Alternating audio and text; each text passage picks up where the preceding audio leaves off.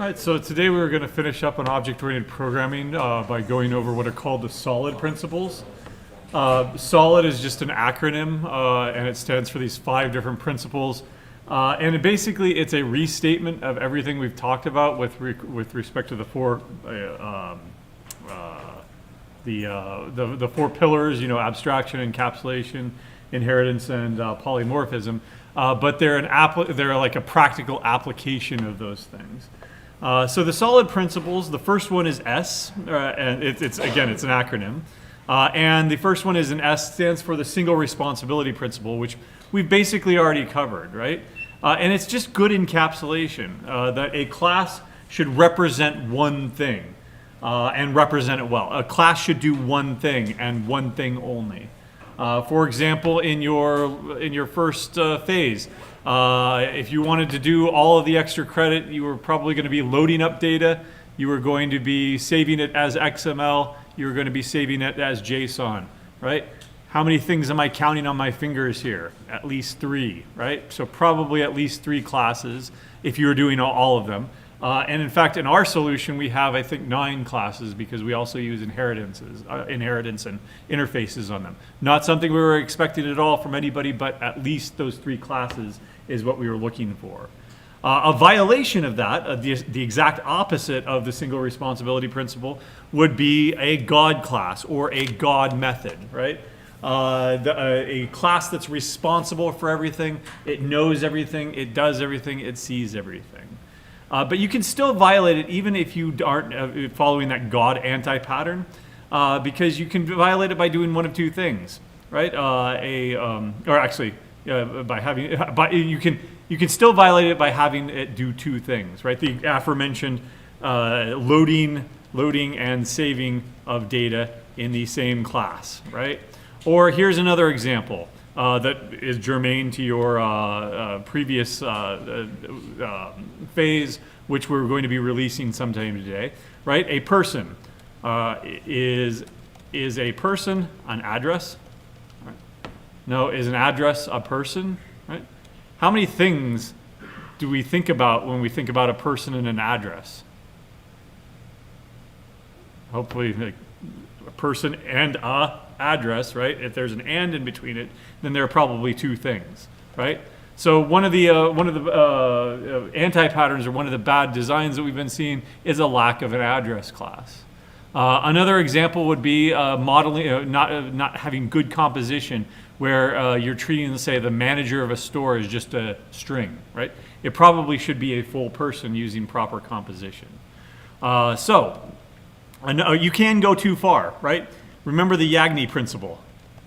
Do you remember what it stands for? Principle, right? You ain't gonna need it, right? So you can go overboard. You can over-engineer, right? For example, what if you have a last name and a first name? Well, the guideline that I gave you is that if it's got 2 things, 2 or more pieces of data, then that probably needs to be wrapped up in a class. So you might think, okay, well, a last name and a first name. Oh, that's 2 pieces of data. That should be wrapped up in a class called name.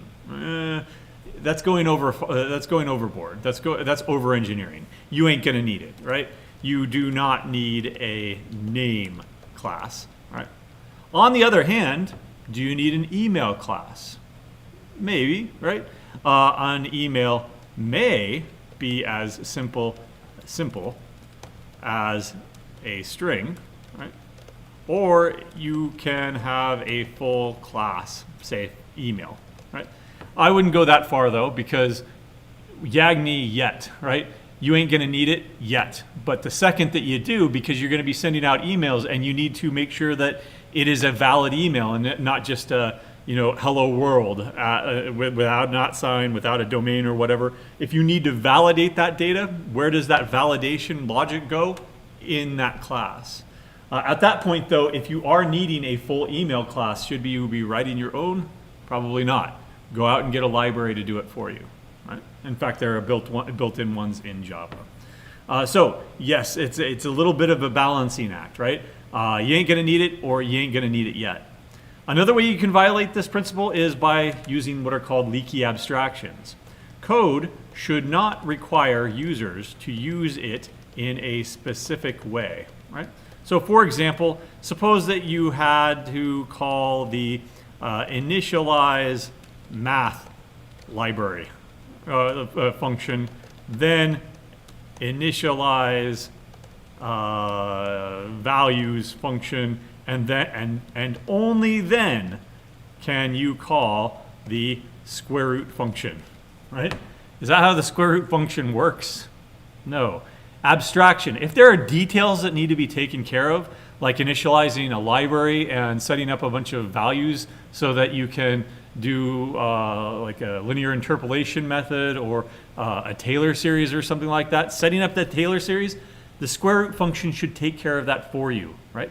I don't want to have to worry about those details. And by the way, you have to call initialize math before you call values, otherwise it ain't working, right? I'll throw an exception back at you, right? That is a leaky abstraction. You have leaked information out to the outside world about how you've abstracted stuff, right? So you want to avoid those kind of leaky abstractions. Another example would be exposing how emails are stored, right? A particular list, a set, an array, right, etc. Right? So suppose that you had like this get emails, say public list array list of strings get emails. Right? There we go. And that's okay. Better, however, would be public list of strings of emails, get emails, right? In fact, even worse, that's a little bit better, but even worse would be public string as an array, get emails. What's wrong with that version? I'm giving you the array. I'm exposing my internal workings, the array, to the outside world. You can now change that array because we're sharing that information, right? Maybe I could give you a deep copy, and then whatever changes you make to that aren't reflected in my copy, right? But if I give you a list, you can do kind of the same thing because you could add emails to it or something. So what should it, ideally, should it look like? It should look like maybe something like this, right?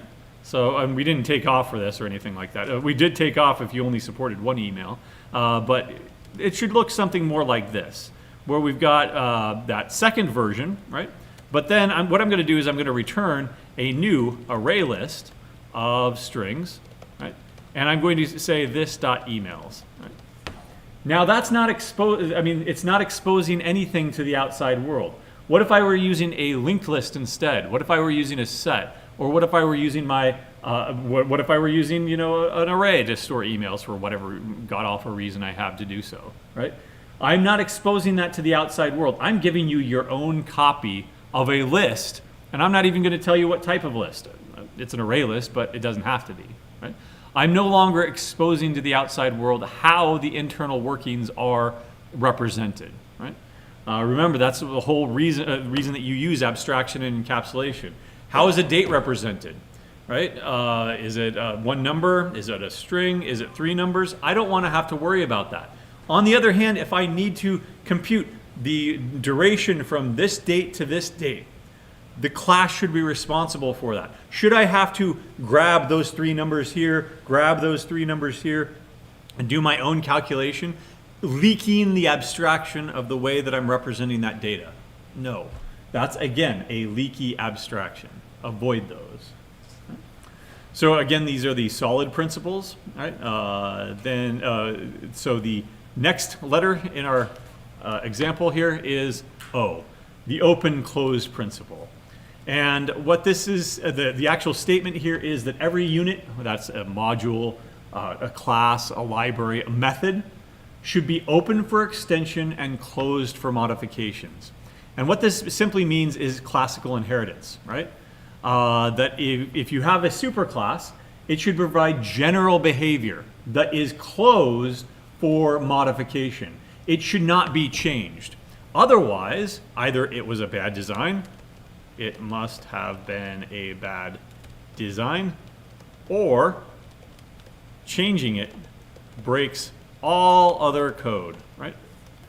And this is, again, you have to have a good inheritance hierarchy up front, because if you don't, then you're going to go back and change it, breaking everything that said, no, I was fine with that behavior before. But now you've gone and changed it, and you've gone and screwed up my code over here, right? Or it must have been a bad design to begin with, because if everybody has a problem with it, then it needs to be changed, then there was something wrong, right? So make sure that super classes provide only as much general generic behavior as possible. If you don't know what that behavior is, what should you do? If I don't have enough information to determine what an asset is worth, what should I do? Get value of the asset. All right, here's your method, get value. Right? What should I do with that method? What did you do on Lab 5 when we didn't have enough information to determine how much this person is making that week? Make it abstract, exactly. Make it that's as general as it gets. I don't know, so I'm not going to do anything, right? That's as general as it can be, right? The no answer, right? In Buddhist philosophy, somebody asked a question that was unanswerable, and so the Buddhist monk, he answers back mu, just the Greek letter mu, meaning that he unasks your question. He's not going to answer your question. He unasks your question, right? So that the question never happened to begin with, right? It's kind of a joke. That's if you don't know the answer, then you don't answer it. Just mu it. Say, I don't know, and make it into an abstract method. A violation of this would be using instance of everywhere to determine your business logic. So for example, with our previous example of an asset class, what if it looks something like this, right? What if it said, okay, I'm going to go ahead and get the type, and if that's equal to stock, I'll do stock things here. If that's equal to annuity, I'll do annuity things here. If you follow this pattern, every single type of asset that you introduce into your system is yet another if, else, if, else, if, else, if, else, if. It breaks the client code that uses this, right? And if you've cut and pasted this kind of pattern everywhere, right, then you've got to change it everywhere, right? It is still, this is also just as wrong, or in fact wronger, I guess, is what I put down, right, the other day, right? This is also wronger, right? Where if you ask, what about the object? If it's an instance of stock, then do stock things here. If it's an instance of annuity, do annuity things here, right? This should be a huge red flag to you. Annuity things, where do they belong? In the annuity class, right? This should be a huge red flag that this is wrong. Again, as an aside here, the only time you should, in fact, have to use the instance of keyword, or type checks is when you call a constructor. Because if you want to create an annuity, you can only call the annuity class's constructor, new annuity, or new stock, or something like that. Just like in your lab last week, you had 3 different types of employees. And then there you had an if-else-if statement, because there's no other way of doing it. You can't get around it. I hate it too. But I don't think that there's such a concept as a polymorphic constructor in any language, right? So how do you also enforce this in other ways in Java? Just as an aside here, in Java you can enforce this principle using the final keyword. Okay, final variables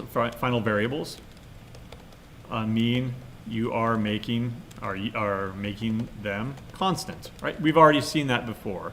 In C, if you would use the keyword const, you are making constants. So that you have pi. You don't want people to go changing and mucking around with the definition of pi.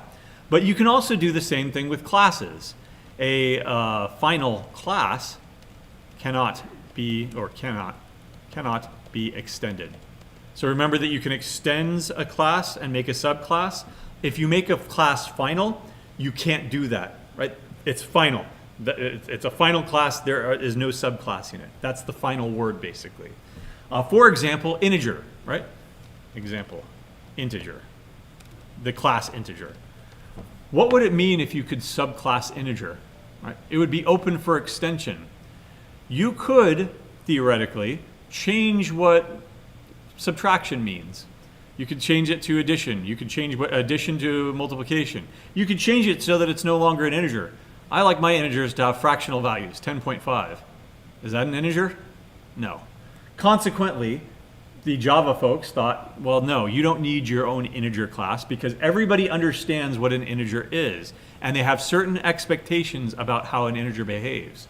If you go and make changes to that, right, then people are going to have their assumptions and expectations subverted. And so we're going to not allow that by making it final, right? So a final class cannot be extended, right? A method can be made final as well. It can be made final. And subclasses cannot override it, right? And that's also a very good thing because, again, the open-closed principle. It should be open for extension, closed for modification. So if you've got this method that you know that's it, that's final, nobody else should be changing what this method means. Go ahead and make it into a final method, and it makes it into a what's called a non-virtual function. Virtual functions can be overridden. Non-virtual functions cannot be overridden. That's a terminology that comes from C++. But we're not in C++ land, so you can put it out of your mind if you don't want to remember that terminology. Right? The L of the solid principles is the Liskov substitution principle.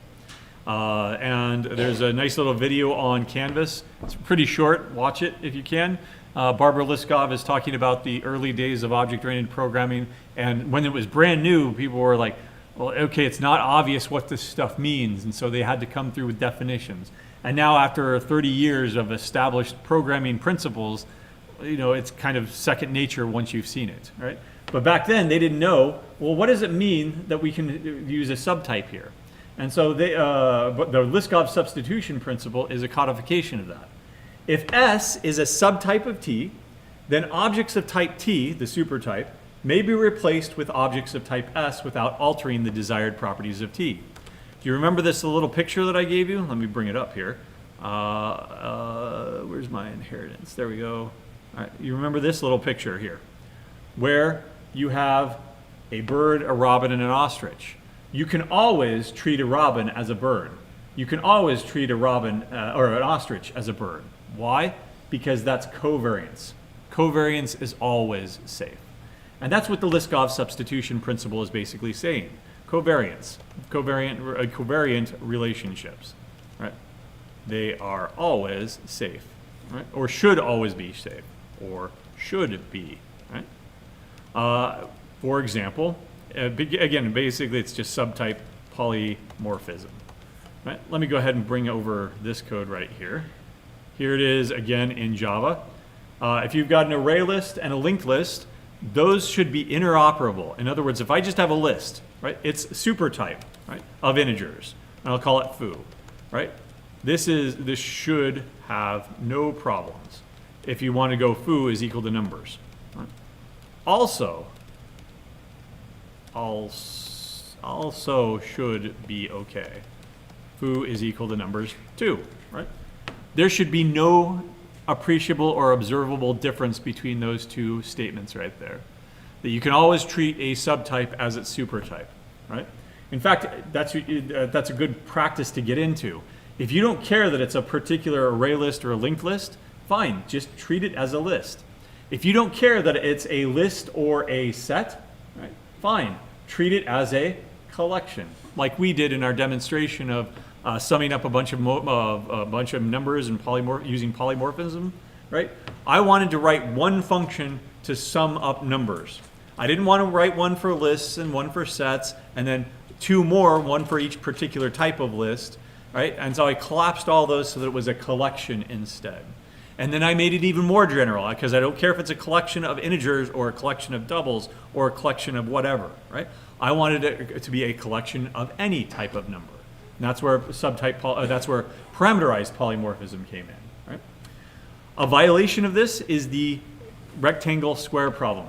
Do you remember that one? Where we've got a shape, rectangle, and a square. But suddenly that square, that 10 by 10 square, we made it into a 5 by 10 square, right? Is it a square anymore? Well, according to our inheritance hierarchy it is, but according to the definition it ain't, right? So that is a violation of the Liskov substitution principle because it is a bad design. Another one that we did was the author, the director, and the person class.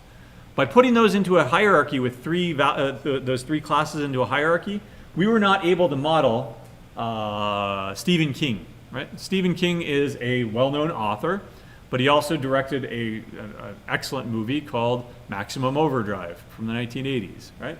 And would we be able to model him as being both a director and a writer? No, not because of the way that we designed that hierarchy, right? We would have to have 2 copies of him or treat him as just a regular old person, right? Remember how we solved that though? We prefer composition over inheritance, right? Did we show that? If not, let's take a real quick look at it, right? So let me go ahead and go into Java mode here and just embed this right here. So public class director, right? Extends person, right? That relieves me of the need of repeating anything that was in the person class, first name, last name, social security number, whatever. But it locked me into that hierarchy, right? Violating the Liskov substitution principle. So instead of extending a person, what we could do is we could make a director class that owns a person. Public, or not public, but private person, right? Now we've not repeated any code here because all of that great functionality of get age and birth date and last name, first name, it's all in this class right here, right? It's still there. We didn't repeat anything. But inside this class, we own through composition that person. Now we can tack on what it means to be a director. Private list of films, right? Directed films, right? We get the same exact thing as before, but we don't lock ourselves into that hierarchy that violates this principle, right? Okay. So now we're on to the I of solid, and it is the interface segregation principle, right? Which basically states that no client code, that is code that uses other code, right, should depend on methods that it does not care about. So you probably haven't done a lot of graphical user interface programming yet, but eventually you will. And you can just imagine what it would look like if you had to have a button that said save file, right? Now, an interface would say, I'm going to go ahead and click this button, and on that click, I've got this event click handler over here that actually has the code to save the file, right? Now imagine that I had both of these methods defined in that interface, right? On click and on double click. It's pretty clear that on click should save the file, right? But what does on double click do? Right? Here's the save file button. What happens? What would you expect happen if you double click that? Save the file? Okay. So how do we deal with that? Have this function call this function, okay? Or take all that code that was in one button, or in the on-click method, cut and paste it down here, right? Or we could go with another solution entirely. Do nothing, right? That doesn't sound right. Or an even better solution, graphical user interface design principles here, not necessarily object-oriented programming principles, but take a look at the grader again. When you hit grade me, right, you're not able to double click it because we don't want you sending 2 requests to the server. Instead, what happens? Click and my double click doesn't work. Why? Because it's been disabled. You click it once, I immediately disable the button, submit that to the server, and no matter what you do with this, it doesn't work because it's disabled. So what I would do if I were forced to do something like this is that on a double click, immediately disable the button, right? Then call on click. But the point is that this is a bad interface design, right? This is a bad interface design would force you to implement both of those things even if you didn't want to, right? Remember, I don't want to answer those questions if I don't have to. I don't want to have to write code that I don't want to write. I don't want to have to simply just cut and paste this code or have that function call that function just because you have a bad interface design, right? In other words, all interfaces should be as small as humanly possible. 1 method, 2 methods, you're kind of pushing it. 3 methods, really rethink what you're doing, right? In fact, you can even have 0 methods. Let's take a look at this again. So do you see all of these interfaces up here, right? There are lots of little different ones, small ones. Some of them only define 1 method or 2 methods. For example, Q, NQ, and DQ. There's a few more than that, but you get the idea, right?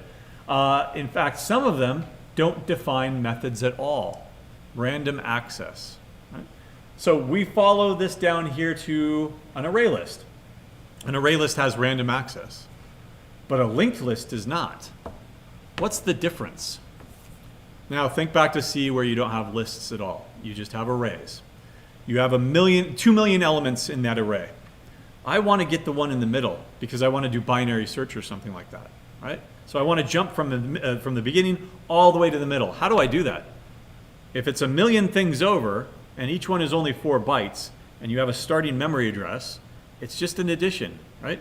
4 bytes times 1 million, that's 4 million bytes plus this memory address, that's where I jump, right? I immediately jump to it. That's random access.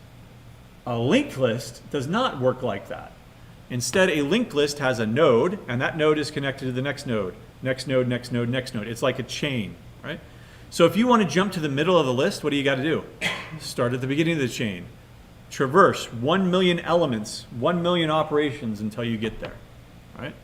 So it's way less efficient, at least from that point of view, when you don't have random access. Do you think you can do binary search on a linked list?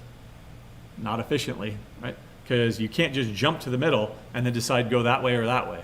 You have to traverse all the way to the middle. And if you're traversing anyway, you might have looked at the things that were there anyway along the way, right? We'll get to linked lists later on. There are like hybrid approaches too that are like skip lists. There are some hybrids of linked lists and array lists. Best of both worlds, basically, right? So keep your interfaces as small as possible. This last one has a terrible name. It's called a dependency inversion. When I think of inversion, I think of like flipping something upside down, right?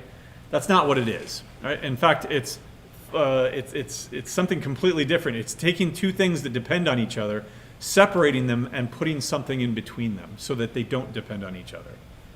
Here's the picture, right? Right? So let's take a look at the left side there, right? That's without dependency inversion. We've got this high-level object that references this low-level object. Think of this in terms of a database, right? If I write a bunch of code that connects to a database, right, and I write it so that it only connects to a very particular database, MySQL, right? This is the MySQL database over here. What is my code good for? I've now got thousands and thousands of lines of code that all connect to a MySQL database.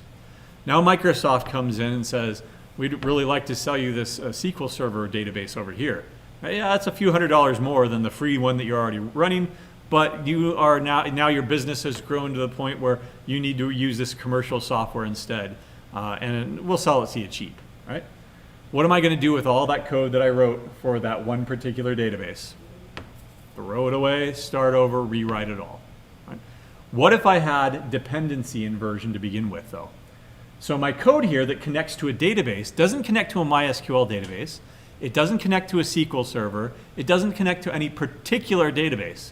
Instead, it connects to an interface, a generic database. Right?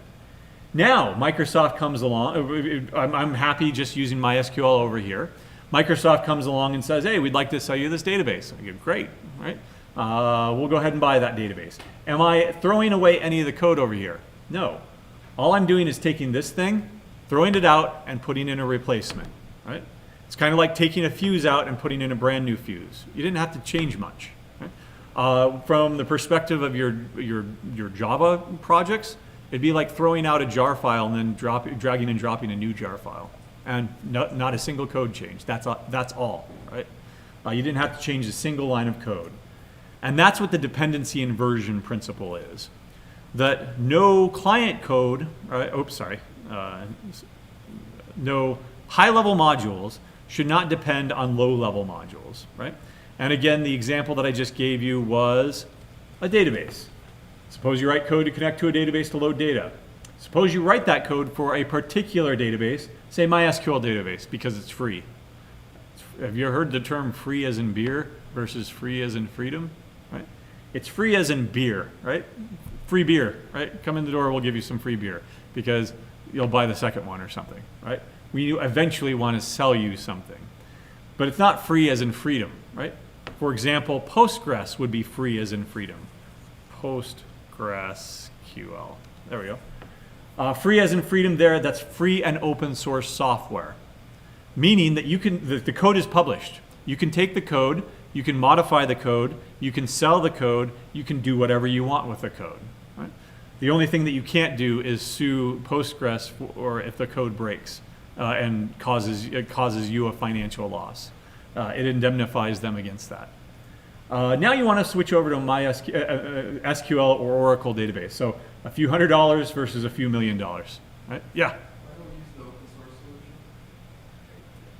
Good question. Can I send you to our sysadmin and say we want Postgres, and maybe he'll listen to a student more than he'll listen to me. It's not installed. I've for years I've advocated let's go over to Postgres. We actually use MariaDB, which is free and open source, but it's been neutered in order to be 100% compatible, including bugs. They intentionally put bugs into it to be 100% compatible with MySQL. There are bugs that are in MySQL that they won't fix, and so those bugs have been replicated in MariaDB just to ensure compatibility. Bugs and all, weird, right?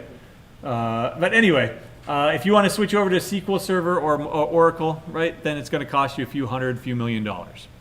By the way, companies love when you don't use dependency inversion principles and good design. Why? They know, oh, it's going to cost you millions and millions of dollars to rewrite your stuff, right? We can jack up our prices. As long as we keep them slightly lower than the cost of rewriting everything, we'll ensure your business forever, right?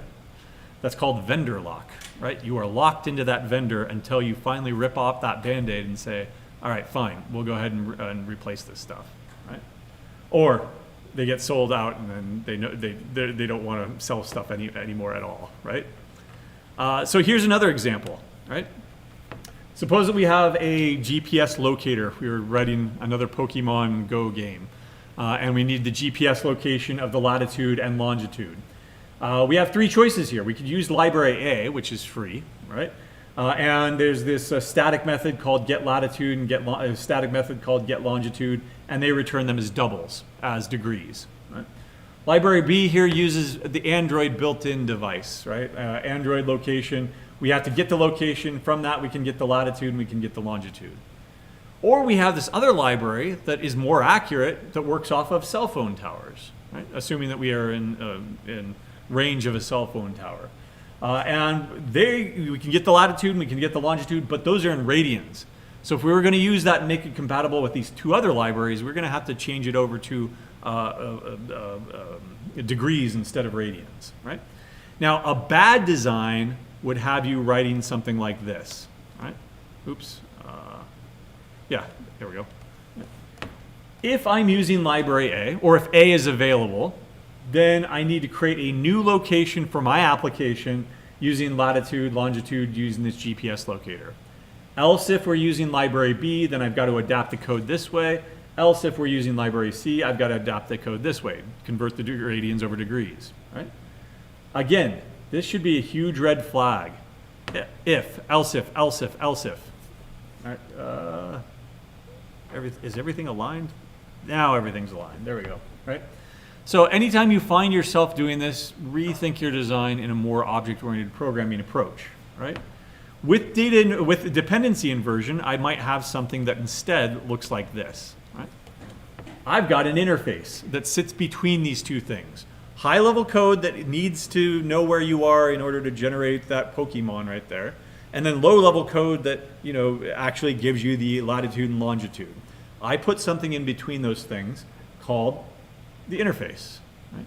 Now, I'm not going to do all the entire code, but what does one of them look like? Right?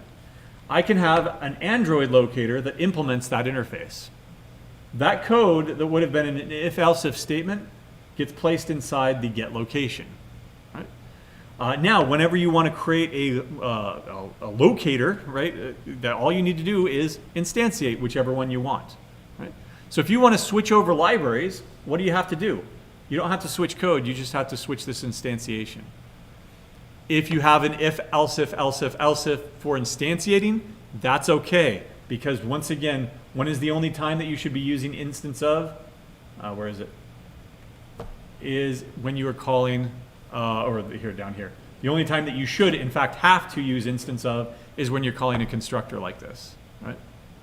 So, if, else if, and then you instantiate this. There are actually more advanced patterns too that make this more dynamic. I don't know which one I want, even at compile time. So I'll dynamically, generate code or go out to a database, and whatever the database says that we're using that day, I'll use that instead, right? And then that way, you don't have to change your code at all. You just have to change a database flag and say, okay, now today we're all using this one instead, right? No redeployment, no recompiling, no rewriting whatsoever. It's just a flag in a database that you just turn on and off, right? Much, much easier to deal with stuff, right? Okay, so lots of acronyms so far, right? OOP, solid, we'll talk about that in a second. XML, YAGNI, JSON, we're gonna get a lot more. The next thing we're gonna look at is databases, and those are full of acronyms all over the place. I can look it up really quick here. Stupid principles. It's just a joke. It's a play on the where is it? Thought I had it. Huh. Where are the stupid principles? I swear I had it. Let me jump is this it? Yeah, I guess this is it, yeah. It's dark mode though, so I don't know if it's readable or not. Stupid code, seriously, right? So S is the singleton pattern. It's probably blah, blah, blah. Programs using global state are basically it says globals are evil, right? So don't have globals, don't have programs that rely on global state, right? Tight coupling is bad, right? When things are tightly coupled, you are violating the dependency inversion principle because this stuff depends on this stuff. And now what do you have? If you've got a bunch of pasta code, a bunch of spaghetti code, right, that is intermingled, you can't tell one noodle from the next, right? It is completely unmaintainable. Instead, you want loose coupling. Why? Because it's much easier to take a plug and then re-plug into somewhere else, right? On the fly. You don't have to change what this thing is over here, what this thing over here is. You just have to change what it's plugged into. Right? Untestability, right? And if you've got a bunch of code that is violating the single responsibility principle, then it becomes less testable. If you separate things into a person class and a book class or whatever, right? Then it's much easier to test this person class in isolation. It is much easier to test this book class over here in isolation. Right? Premature optimization. You should write code for other humans because that's who reads it. At the end of the day, it's compiled and it's just a bunch of zeros and ones. You're not writing for the machine. I mean, ultimately you are, but you're not writing code to be read by a machine. You're writing code to be run by a machine. So don't do it unless you absolutely have to. For example, in your first assignment, you had to write, you didn't prematurely optimize it, but it had to be optimized, right? Otherwise it would take weeks to process tens of millions of records. Right? Use descriptive naming of everything, right? So don't abbreviate or abbreviate only when it's absolutely clear. Make sure that you're following correct conventions. I was helping somebody in one of the sections in Lincoln why isn't this compiling? Why isn't this compiling? I go, did you really call your variable stores with a capital S, right? And well, yeah. Well, what is your class name? Oh, it's named stores. There. That's why we follow an upper camel casing convention for classes, a lower camel casing convention for variables, so that we don't get them mixed up, right? We also don't pluralize, right? So keep that in mind. And then finally, duplication. This is just my principle of DRY. I don't know if I don't know if I started that or if somebody else started that. DRY. Okay. Principle. Oh, okay. I didn't. I can't take credit for it. I don't know where I got it. I don't know Wikipedia. Who created it? Andy Hunt and Dave Thomas. There we go. The pragmatic programmer. That's where it's from. Okay. The don't repeat yourself principle. And that's what duplication is. Stupid. right? Don't duplicate code. Don't repeat yourself.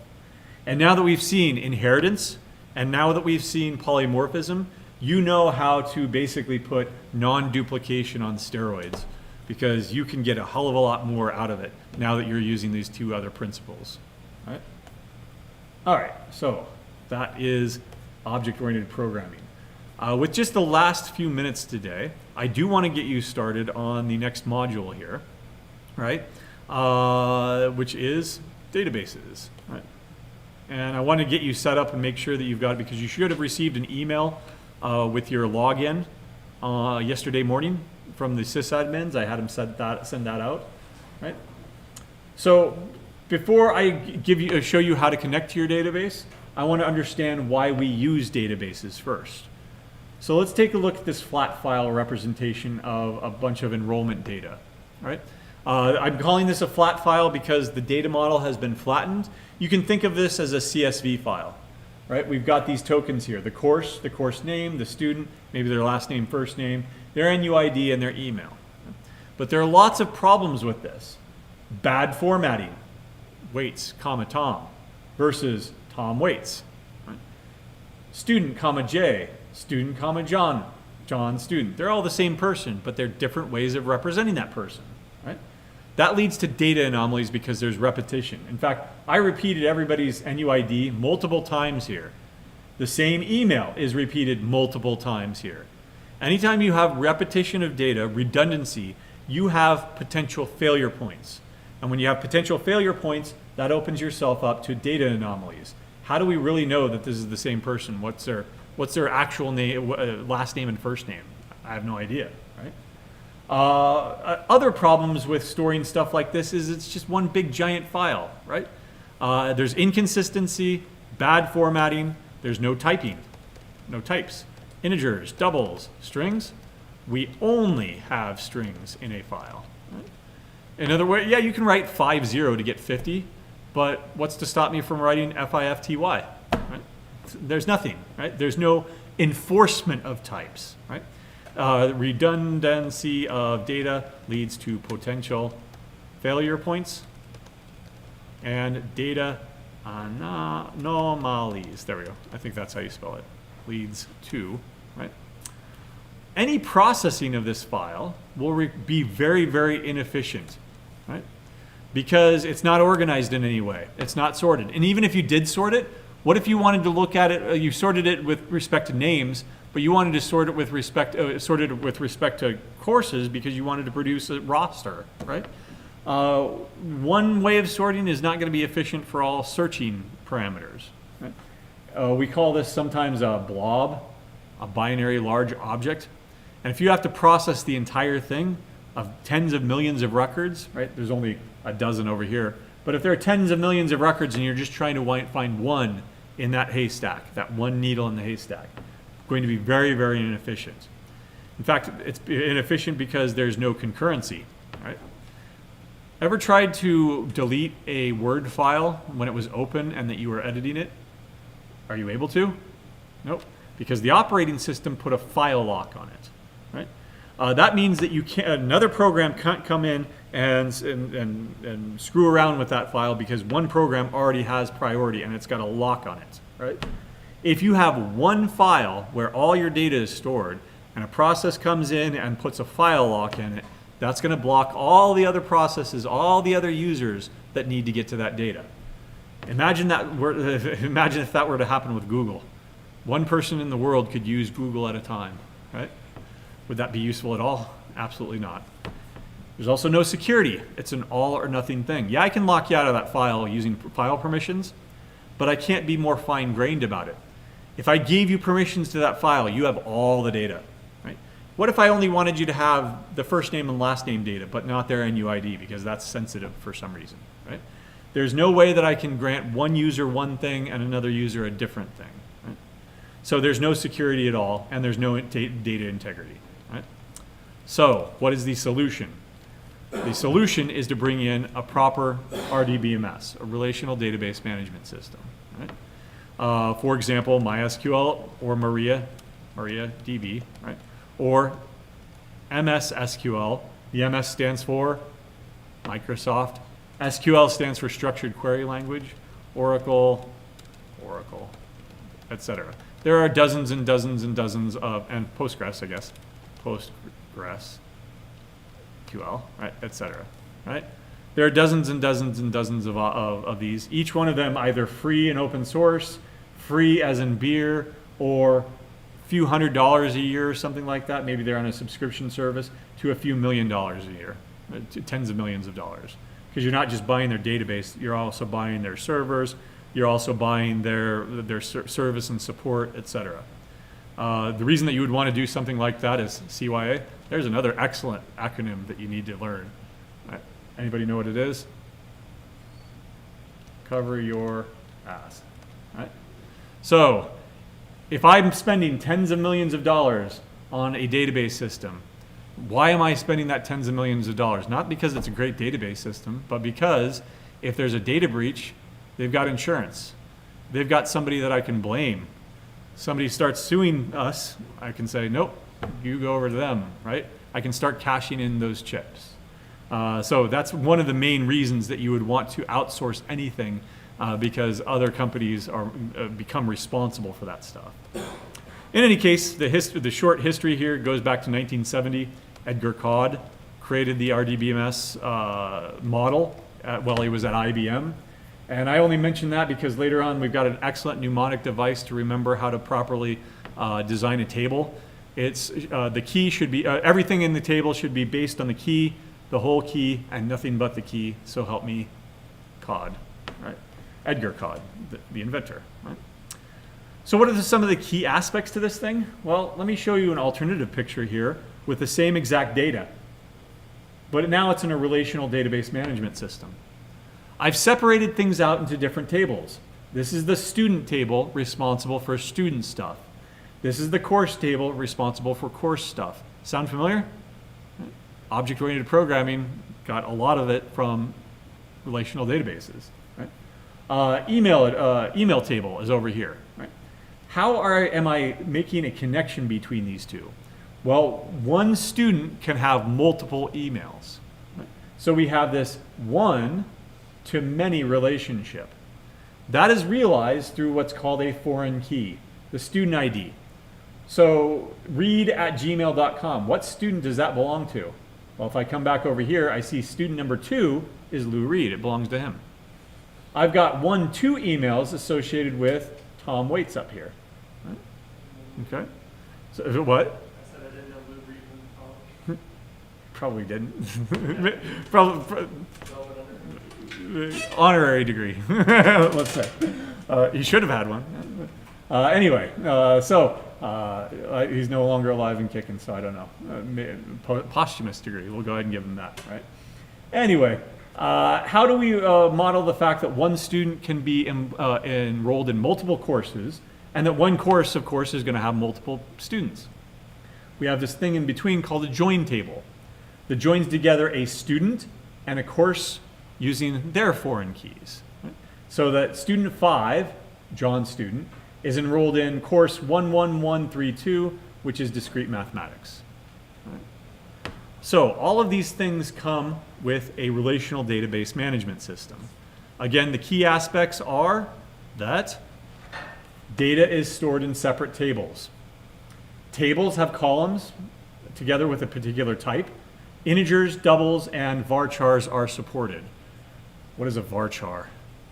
I'll tell you, it's short for variable character. So a variable number of characters, what do we call that in Java? A string, exactly, right? And rows are individual records. It looks initially like an Excel file, but Excel is a spreadsheet, it is not a database. If you're looking for an Office Management Suite database equivalent, it would be Microsoft Access, right? Each column has a type and a name. Each row corresponds to a single record, and each record is uniquely identified with what is called a primary key, or PK for short. For example, over here, we're not identifying people with NUIDs. Right? NUIDs are stored. That's called an external key, or a natural key.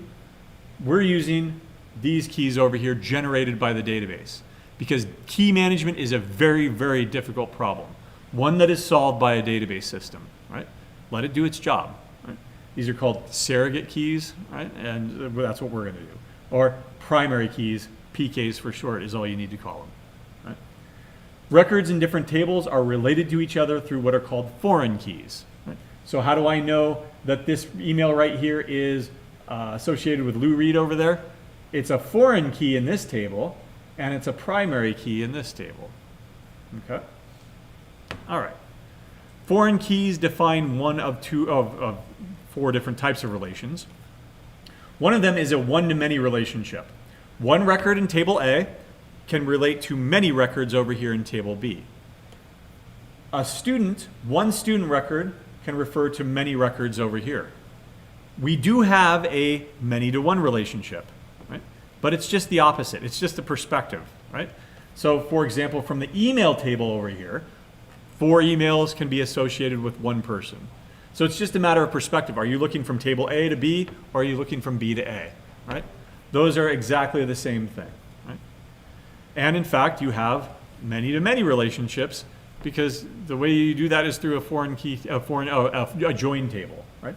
Where you've got many records in table A can be associated with many records in table B. And if you're doing that through a join table here anyway, it's still a one-to-many, many-to-one relationship. Right? So there really is only one type of relationship. Right? Finally, there is, but you might want to ignore it, a one-to-one relationship.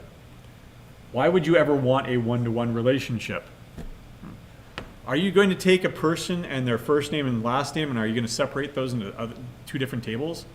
That falls in the Yagni arena. Why are you doing that? These are always going to be one-to-one records.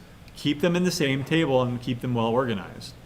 I have heard arguments throughout the years of, well, no, we need a one-to-one table, to separate these into two different tables for security. No, you don't. You just need to write proper views. Right? Oh, we need to separate these into two different tables for efficiency. No, you don't. You just need proper keys, right? And indexes built on your table, right? There's always an answer to something that looks like this, and there's a better solution for it. Right? So that's why I'm saying you're probably going to want to ignore this. Right? If anybody ever does come across an argument for why you would want a one-to-one, please tell me, and I'll either come up with a counterexample, or I'll be surprised, wow, that's the first time I've actually, yeah, it does make sense, right? You know what, I'm going to ask some other people, because I'm not the authority on this, so we'll find out if other people agree with that as well, right? And then we'll test it out in the marketplace of ideas. All right, so we need to get started here. I'm going to suggest that you use MySQL Workbench. If you want to use whatever tool you want, that's fine. MySQL Workbench is free, right? That's the number one reason we're going to use it. It's a free download. It is 100% compatible with MySQL because it's put out by Oracle, the same company that owns MySQL Workbench, right? And 3, what was the third reason? I forget. Yeah, anyway. If you just search around for MySQL, in fact, it's right there. There's the link.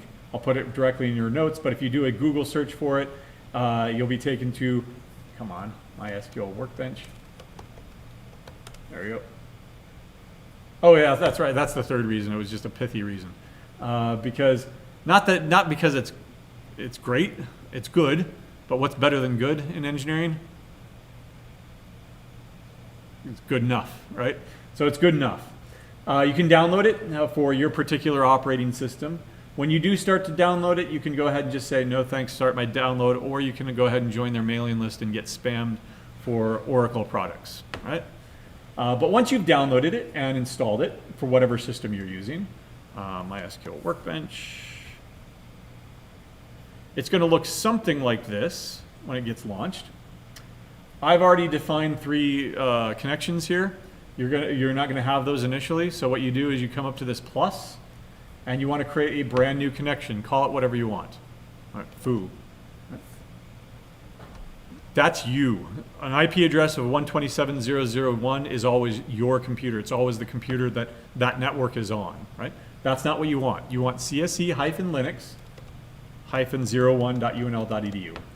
It should work on and off campus, where it's not firewalled away. Yeah? How do I do that on my If you want to, great. Eventually, when you hand something into the grader, eventually when you get to like phase 4 and you're connecting to a database programmatically, you're gonna want to go to the CSE, this server right here, because otherwise, I mean, what if you're talking about your laptop? No, I'll ask them for that. Okay, all right. If you've got some server somewhere that's up 24/7 and that is not firewalled magically by the IT dorks, then yeah, it might work. But I'm not going to suggest that. You're taking a lot of risks there, right? Anyway, you're not root. You are you. I am me. That's me. That's not you, right? Seaberg3 is my login. Whatever login you use to get into your Canvas instance, your UNL Canvas instance, right? Once you've done this, then the first time you open it up, it'll prompt you for, oh, darn it. I already entered my password at one point, right? So it's not going to ask me again because I've stored the password. The password you use, however, was sent to you in that email yesterday. Do not use this password for anything else. Do not change your MySQL password to something you care about, because eventually you are going to be putting this password into your Java code, plain text, sharing it with your partner. The graders and I will see it, and we do not want the responsibility of a password that you use to get into your checking account, right? So make sure that you're using something. It doesn't matter. If you give this password out, all they can do is get to your MySQL server and drop your tables. You can always restore them later on, right? If you lose it, however, or you need to change it because you forgot it, and you forgot that email, you're going to have to email manager@csc.unl.edu. I would not expect more than anything less than a 24-hour turnaround time on that. So my advice to you is do not lose your password. Do not change your password, right? Because I can't do anything about it, right? We're using this brand new server this year because ITS has locked us down out of our own servers. Otherwise, in years prior, we had more direct control over our servers, and we don't have that anymore, unfortunately. So those are your MySQL passwords and stuff like that, right? We'll probably wait till next time to start doing actual SQL, but you'll want to do things like, say, use your database.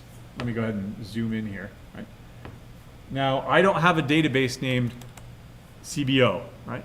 So if I try to execute this, I'm going to get this little red dot of death, this red X, saying that something went wrong. You cannot access this database because it does not exist or because you don't have permissions or whatever, right? You have to spell everything correctly, right? You can only use the database named after your login, right?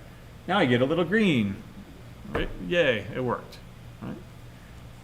Ooh, this is blue. What do you think that means? It's a special keyword, right? For example, here, show tables. That's all blue. Those are all reserved words in the SQL language, right? Is my name, my login, a reserved word? No, it's not in blue. What's at the end of every sentence here? Semicolon, just like C-style syntax, right? What about this? This is a ...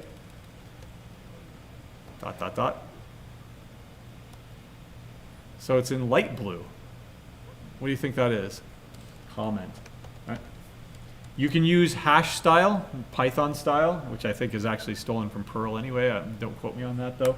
Or you can use old school hyphen style, or you can use both. It really depends on what SQL you're in. So I'm going to go ahead and go with this, right? You can also use multi-line comments if it's supported, but these are rarely supported. Right? There we go. So forget about it. Just use this as a comment, right? Author comment, me, Chris, Bert. Yay. What's the date? 2024-02-27, right? Comment. There we go. Use my database.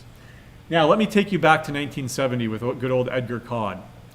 Do you think they had color monitors back then? They had color TV. But did they spend that kind of cash on monitors? Nope. What color were monitors back in the 1970s, do you think? Like they could be black and white, but even cheaper. Red would have been cool, like hacker red or something. Right? Green. We called them green screens, right? I did not live in the 60s, 70s, by the way, but they called them green screens because there are still systems out there that use green screens. When I worked at Werner Enterprises, everything was built, everything at the core was built on this programming language called RPG. It has nothing to do with role-playing games, but it's an ancient programming language, and it was all on these green screen monitors. Only one guy was left at that point, and this is 15 years ago. Even at that point, there was only one guy left that actually knew RPG and knew the systems, and all of his computers were these green screen computers, right? And why do you think he still worked there? Because he was the only guy. That guy had a job until he didn't want it anymore, until he died, right? And believe me, he's probably still working there, even after 15 years, right? But my point is, back in 1970, you didn't have these nice little color coding things. So what did they do?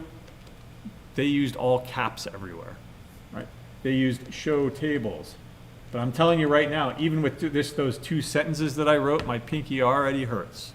Why? Because I was holding down the shift button the entire time I was typing, right? And then what am I gonna have to do with an A? Can't do that in two, so don't, right?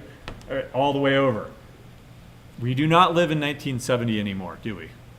No, we have nice color monitors, and so we will make sure that everything is lower cased, so that our pinkies don't fall off, right? There we go. Show tables, excuse me. There we go. When I execute this, it shows me what tables I have. You will not have any tables initially. I've already installed these because we're going to play around with them on Thursday. But when you execute a command that returns a result, this little tab will pop up. You can go ahead and exit out if you want to. You can do a lot of stuff with this. For example, you can resort them, right? You can click on them and copy and paste. You can rename them or whatever, right? There's lots of stuff you can do because you're in this IDE that's built specifically for MySQL or SQL, right? How was I executing these? So if you're a clicker, you can come up here and click this one or this one. They do different things. If you want to only run the command that your current cursor is on, I am on a Mac, so Shift-Enter, Shift-Command-Enter will execute that one statement, right? If you want to execute the entire thing, it's going to be Command-Enter without the shift, and both of those statements now get executed. It starts executing at the top all the way to the bottom, right? That's the difference between these two things right here. Execute only the statement that you're on, or execute the entire script. Right? All right, that's some basic usage. What I would do is at some point this week, make sure that you can actually connect, but make sure that your priority is your assignment 3, your design, especially your design doc for this Friday. Make sure that you are following the solid principles. Make sure that you are avoiding the stupid principles, right?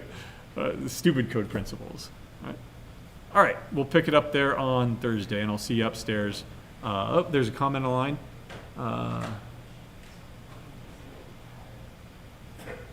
Go ahead and post to Piazza with that question, with the clarification for that question online.